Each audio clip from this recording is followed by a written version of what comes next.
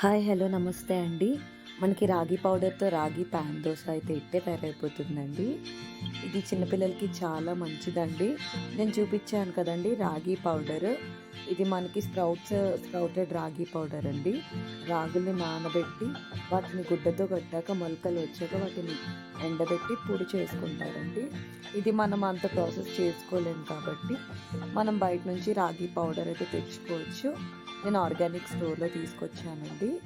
So, దీంతో ఇట్టే healthy recipe అయితే మనకి జస్ట్ 10 మినిట్స్‌లో అయిపోతుందండి. చాలా హెల్తీ బ్రేక్‌ఫాస్ట్. చిన్నపిల్లలకి ప్రిఫర్ చేయొచ్చు. పెద్దవాళ్ళకి కూడా ప్రిఫర్ చేయొచ్చండి.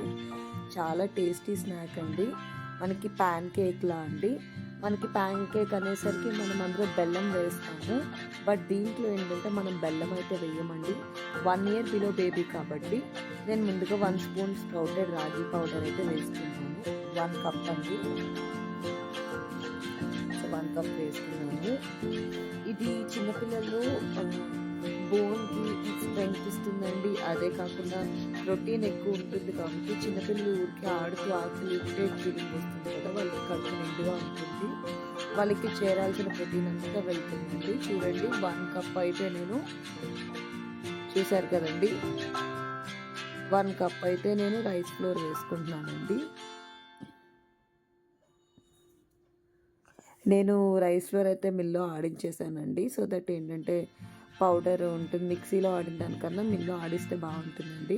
సో చిన్న హిమాలయన్ పింక్ సాల్ట్ వేసి ఇలా వాటర్ కొంచెం నెమ్మదిగా స్లోగా వేసుకుంటూ కలుపుతున్నానండి. ఎందుకంటే కొంచెం నెమ్మదిగా స్లోగా కలుపుకోవాలండి. లేదంటే బబుల్స్ ఉంటాయి కదా, వాటర్ ఉండలు కట్టేస్తుంది. అందుకే ఇలా కొంచెం కొంచెం వాటర్ వేసుకుని బాగా కలుపుకోవాలండి.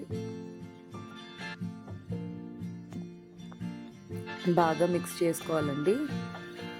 సో అలా వాటర్ వేసుకుంటూ స్లోగా మిక్స్ చేసుకోవాలండి. చాలా మంచిదండి. మనకి రాగి పాన్ దోశ తిన్నట్టయితే పిల్లలకి కూడా ఇష్టపడతారు. మీరు చెప్పాను కదండి 1 ఇయర్ అబోవ్ వాళ్ళకి మీరు కొంచెం బెల్లం, అదే కాకుండా కొబ్బరి తురుము అలాంటివి వేసుకొని ట్రై చేయండి.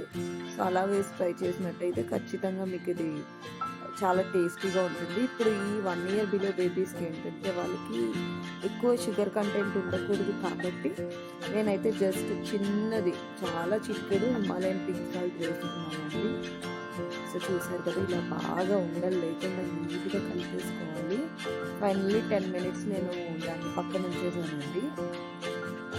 10 మినిట్స్ తర్వాత ఆవు నెయ్యి ఉంటుంది కదండి, స్వచ్ఛమైన ఆవు నెయ్యి జస్ట్ ఒక స్పూన్ వేసుకొని సో ఇలా ఉల్లిపాయ రుద్దుకున్నట్టయితే నీట్గా మనకు వచ్చేస్తుందండి దోశ.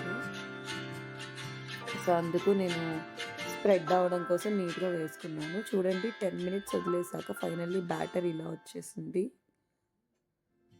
సో దీంతో మనం జస్ట్ మీరు దాన్ని డిస్టర్బ్ చేయకూడదండి. లైక్ ఎలా అంటే ఇప్పుడు నేను అంటున్నాను కదా, అలాగా నేను కొంచెం నెమ్మదిగా చాలా కేర్ఫుల్గా చేస్తున్నాను. బట్ మీకు ఎవరైనా లెర్నర్స్ అయితే మాత్రం ఖచ్చితంగా దాన్ని అయితే డిస్టర్బ్ చేయొద్దండి. మీరు ఎలా వేసేసారు, మీరు అలా వేసేసారంటే అలా వదిలేసేయండి. సో దట్ నీట్గా వచ్చేస్తుందండి మనకి పాన్ దోశ అయితే.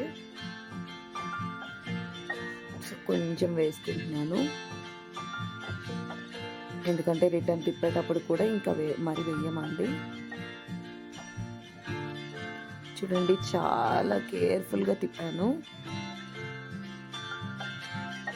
చూసారు కదా, ఎక్కడ విరిస్తే తింటుందండి పాప అయితే.